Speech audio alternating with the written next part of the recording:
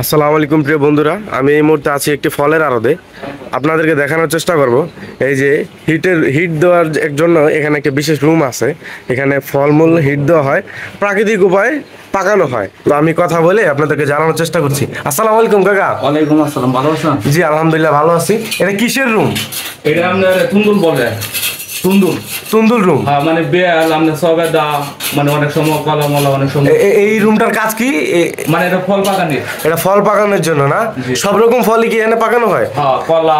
আচ্ছা, হিটটা দেন কি দিয়ে ওইটা আমার একটু দেখাবেন? কাঠের কোরা আছে না, কাঠের বুশিটা আমরা এটা জ্বালানো হয়। এটা হলো কাঠের বসি দিয়ে জ্বালান। এরকম কয়টা জ্বালান টপ? দুইটা। কতক্ষণ সময় লাগে ফলগুলো পাকাইতে? এটা আপনার সবেদা আপনার একদিনের হয় 12 ঘন্টা। 12 ঘন্টা লাগে। কি পরিমাণ ফল মজুত করা যায় এই রুমে? এটা মানে আপনার 36 আপনার করা যায়, 200-250 কার্টুন করা যায়।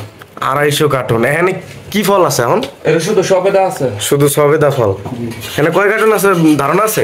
এখানে আছে আপনার আছে কয়টা আছে না, 40-45 টাকা। বন্ধুরা দেখতে পাচ্ছেন আমি সেই তুন্দুল রুমে আছি, যেখানে ফলমূল হিট দেওয়া হয় প্রাকৃতিক উপায়ে পাকানোর জন্য। এখন আপনারা দেখতে পাচ্ছেন 40 থেকে 45টি সবেদা ফলের কার্টুন আছে, যেগুলো পাকানো হয়েছে মনে হয়। পাকানো হয়েছে না? এগুলো এখন বার করবেন আর কি? না, কালকে সকালে বার করবেন। এই যে এই জিনিসটা, এখানে কাঠের গুঁড়ি ব্যবহার করা হয়। এই কাঠের গুঁড়ি জ্বালিয়েই মূলত রুমটা হিট দেওয়া হয়। প্রচণ্ড পরিমাণে গরম। আনুমানিক কয় ডিগ্রি সেলসিয়াস গরম পর্যন্ত হয় বলতে পারবেন? আপনার 100 ডিগ্রি সেলসিয়াস পর্যন্ত হয়।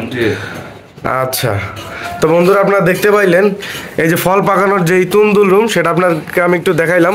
100 ডিগ্রি পর্যন্ত তাপমাত্রা হইতে পারে এই রুমে। তো ধন্যবাদ সকলকে কষ্ট করে আমার ভিডিওটি দেখার জন্য। ভিডিওটি ভালো লাগলে অবশ্যই আমার চ্যানেলটি সাবস্ক্রাইব করবেন।